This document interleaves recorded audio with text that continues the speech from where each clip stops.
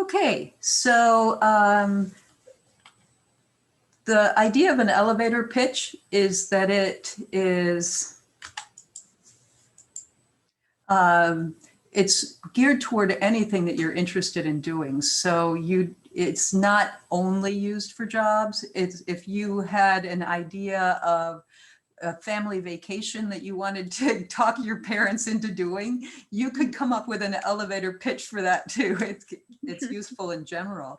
But basically, if you think about it, a simple way to understand it is that it's a 1-minute commercial. It allows you to introduce yourself. It allows you to tell somebody what your goal is and then to highlight your reasons for it. In this case, we're going to be treating it as if it were a career-related elevator pitch. And so your goal is partly what you hope to do as far as a career goes, but it's also partly what you hope will come of this elevator pitch you're giving. What's your goal for the elevator pitch itself? And it always includes some evidence, examples, some kinds of skills and accomplishments that make somebody go, oh yeah, this seems like it's got some meat behind it. It's well thought out, and I have some confidence in this succeeding. So that's basically a thumbnail sketch of what goes into this. And then in my workshop, what I'm going to be doing is walking you through how to develop a good one, sort of step by step. Okay? Yeah, perfect. Okay, so by and large, the first thing that gets asked of you, especially when it comes to any kind of career-related first encounter, which is the question, tell me about yourself. Mm-hmm. And tell me about yourself is the same question as give me your elevator pitch. So okay. A lot of times when I start off in mock interviews asking people to tell me about yourself, or when I'm giving actual interviews when I've hired people, usually what people give me instinctively is not useful. It is information about the person that has no bearing on whether or not I would make a decision in favor of them.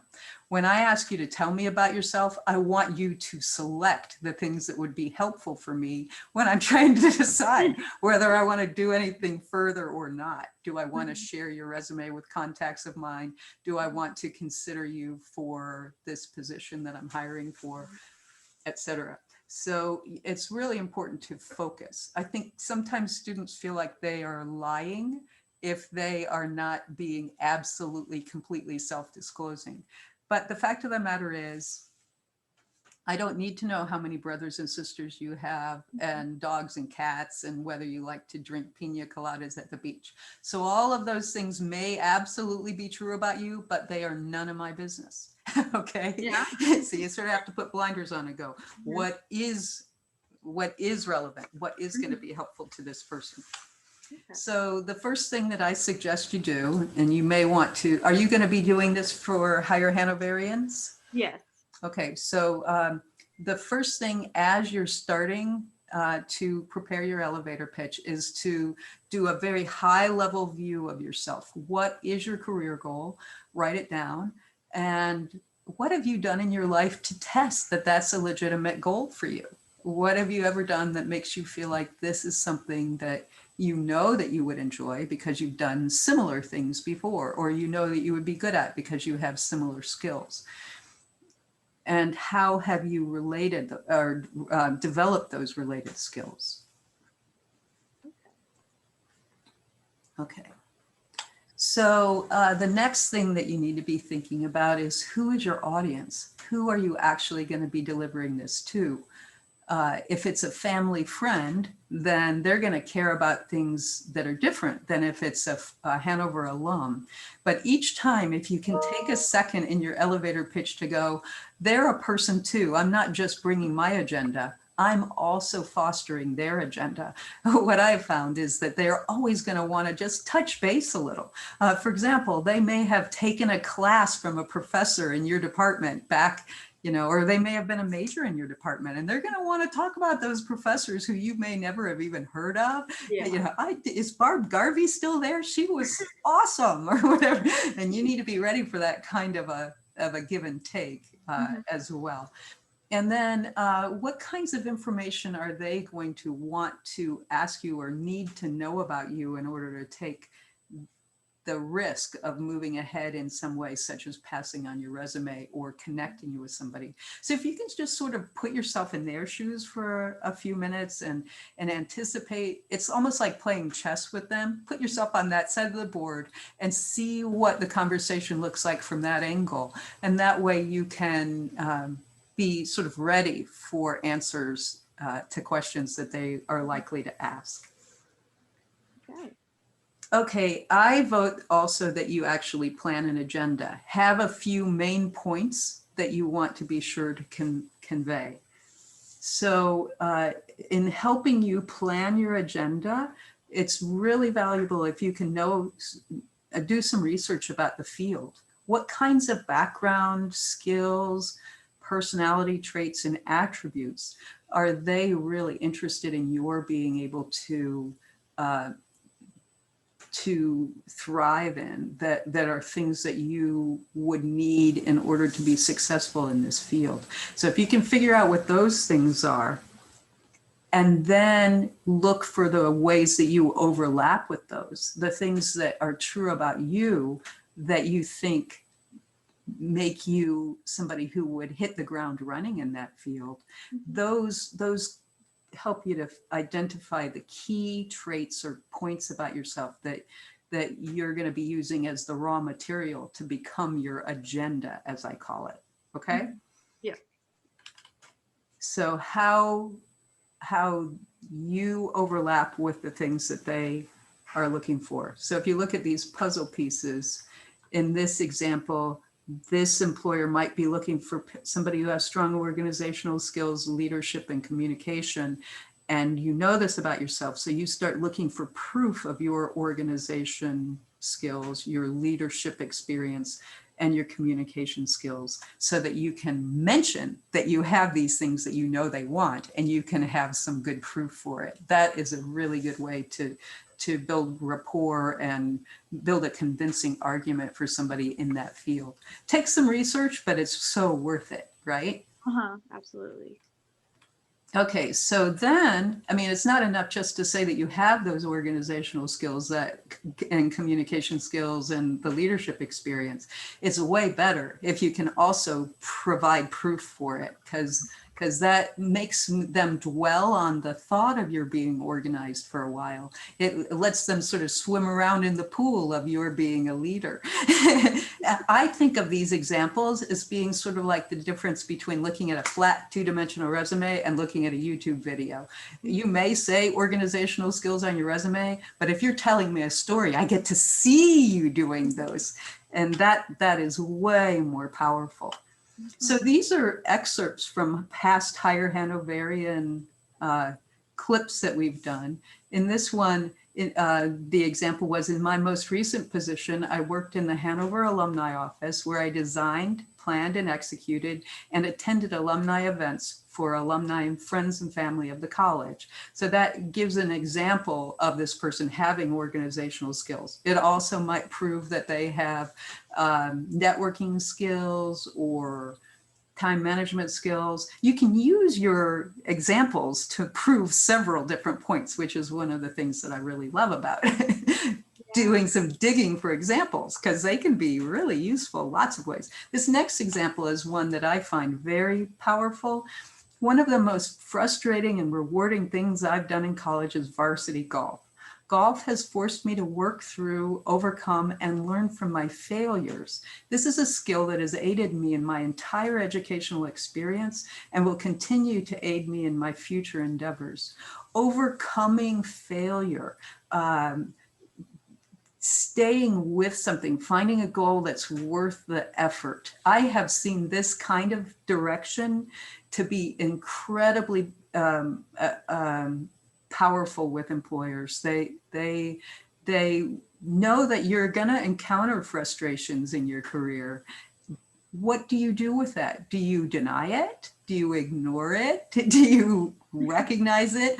Having recognized it, are you content to live with the failure, or do you make steps to move through it?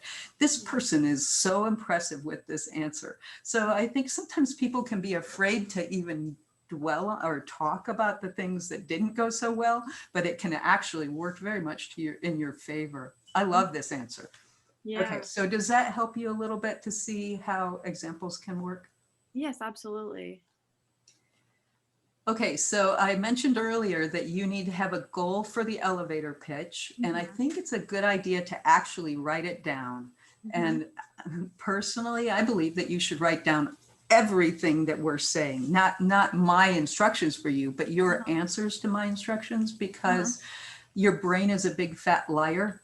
It will tell you that you have a goal, but it will skirt over it and not look at it and really wrestle it to the ground. I think you need to write it down.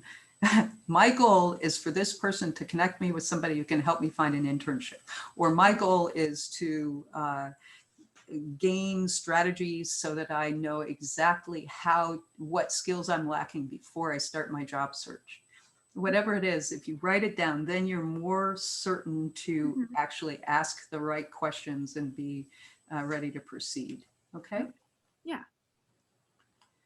Okay, so Hire Hanoverians has been around for several years, and you can actually go to the careercenter.hanover.edu /Hire Hanoverian site, and you can just put in different years to actually see examples of past people. This is a screenshot from a bit of last year's Hire Hanoverians. And I've got a couple of links here that I'm going to show you just so that you can get an example or two of what they looked like in the past. Have you already looked at some of these on your own? Yes. Okay, so is it all right with you if I show you these? Yeah, go ahead. Okay.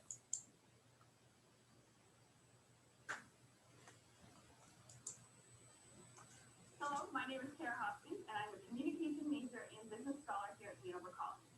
In my time at Hanover, I have been involved on campus as both the president of the Alpha Lambda Delta Honor Society and Student Broadcasting Association, along with being the scholarship chair for the Alpha Delta Pi sorority, a hall director for 2 residential buildings on campus, lead tutor in the Gladish Learning Center, and lab assistant in the communication department. I also have an internship with the Ronald McDonald House Charities of the Ohio Valley, and I would be a good hiring option due to my positive energy, knowledge of video production, and strong work ethic.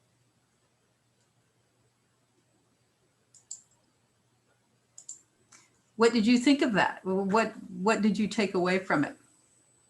I liked how she gave examples of all the things she was involved in. It was very specific. And And it was what skills she has.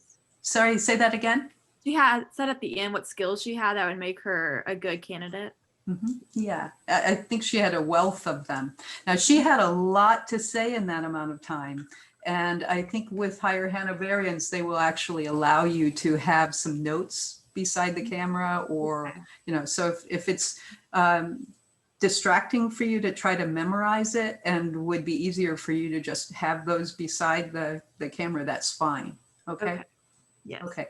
Let's look at this other one just to give you a second example of what they might be like. My name is Elena Feely. I'm a chemistry major at Hanover College, expecting to graduate in May 2018. Ever since I was little, I've loved solving problems and figuring out how things work. And since being at Hanover College, I've been able to take these interests and add skill and experience to them. In my 3.5 years at Hanover College, I've been able to work in labs with several analytical instruments, such as HPLC, NMR, IR, along with many others. I was also able to create a synthetic method in my internship at Hanover College, and that continued into my experiences. This past summer, I was able to complete an internship at Elanco in their quality control department. There, I was able to transfer a method from HPLC to UPLC. From these experiences, I've grown to love working in the lab and with various analytical instruments. I would love to be given the opportunity to have a career after Hanover College, where I'm able to grow these skills and interests working in labs with various analytical instruments.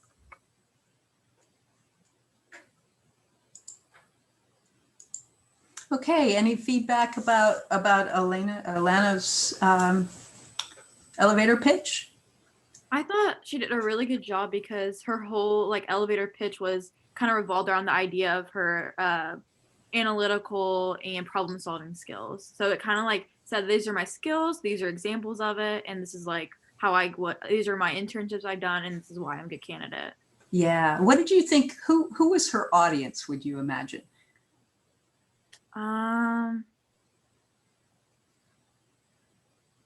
Probably like a full-time job after Hanover. Yeah, like somebody. lab or something.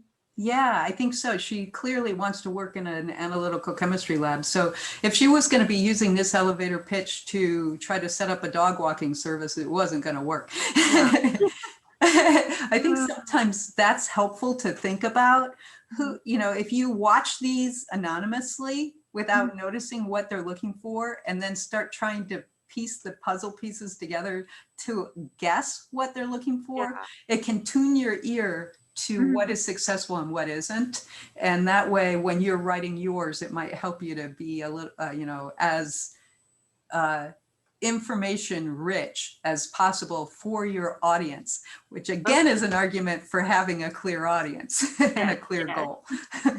So that's why I started off with all of that. I think it's really helpful. Okay, so I feel like there are some wonderful examples in HireHanoverians. I think it's a wonderful service that we provide, and I'm really proud of and impressed by our students who have done these. So I'm glad you're doing it. But I think taking advantage of that wealth of information is a great idea. Now, this is sort of a summary of what it is that you need to cover. Doesn't it look like that hand is coming right out of your screen at you? It really does.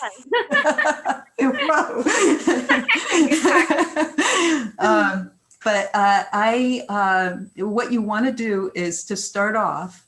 This is a sketch or sort of an overview of what you're going to be including in an elevator pitch. You introduce yourself, and if possible, do it memorably. I remember what Alana said was, ever since I was little, and that kind of thing. It wouldn't work if every single person did it, but it sounded genuine for her. It really did, she was tracing this kind of background about herself that was engaging the way she did that.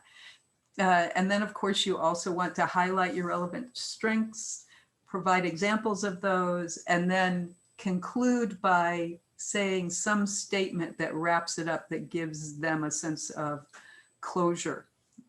So I've got examples for you to help with that. Okay, so now what I would like you to do is to start outlining your pitch, and you can begin by jotting down your name, class year, college, graduation date. You can just say May. You don't have to say May 28th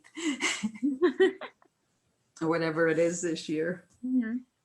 Okay, so that's usually how people begin. Okay.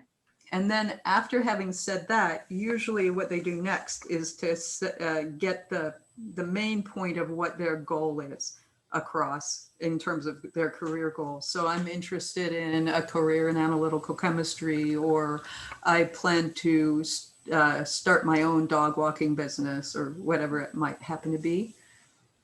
And you can word it any way you want, but basically this is a way to help them to see right off the bat. And if you've got some engaging story that you can throw in there, like ever since I was little, or what I had, there's one example where the person talks about I think he's a geology major who loved to play in sandboxes or something, like dig around in sandboxes. So those kinds of things, will stick with your listener. And then next, what you do is to outline a few skills that you're strong in and how you have demonstrated one or two of those. Would you like a little bit of time to do that right now? Sure. Okay. Well, one thing I was going to ask you is, so I'm planning right now to go to law school after I graduate from Hanover, which I'm graduating next year, so May 2022. Okay. And I didn't know exactly if I should write it towards, like, I'm interested in going to law school, because I don't know if they watch elevator pitches, or if I should write it for an internship I'd like in between then and now. Oh, such a good question. We do have, if you look at some of the old or past Hire Hanoverians, you'll see examples of people applying to grad school as well as applying for jobs. And you're going to be doing the recording this year? Yes, I've actually talked with Kim Brandt, and I'm able to come back on Thursday next week to film it. So even though I'm off campus, I only live an hour away. So I'm Yeah. able to come back and film it though next week. I think your pitch should be for what you hope to happen next. So, you know, like you're hoping to get a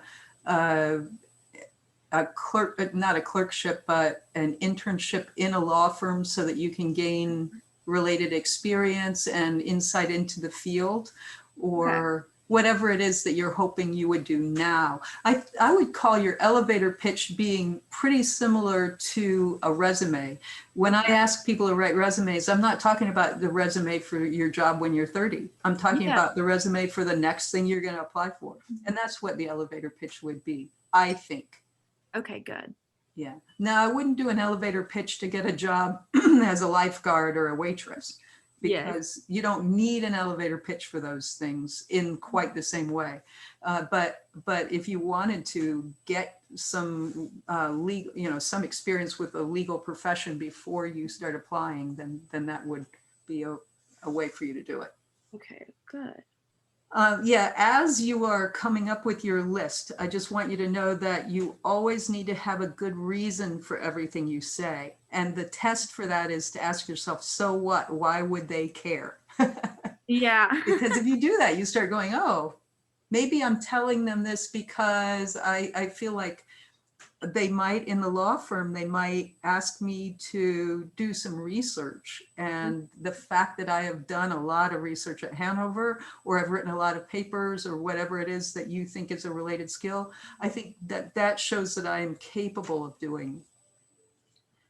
This is just another way for you to stay focused. Yeah. This is your final test. If you don't have a good reason for so what, then you, it may be that the information you're providing is still good, but you're not wording it in a way that they would know that it relates to them.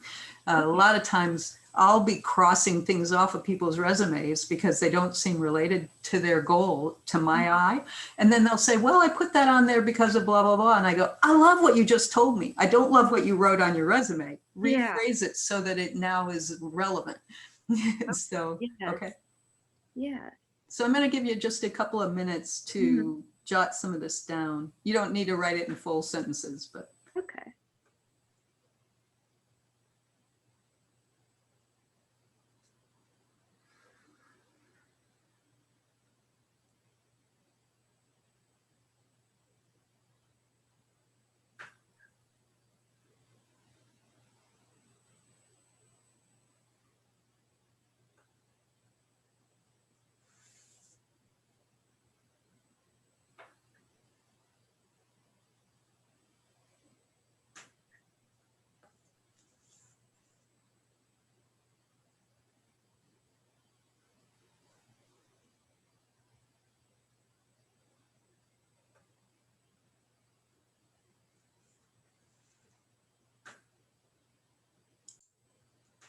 Okay, so now what you want to do is to figure out how you would like to conclude your elevator pitch.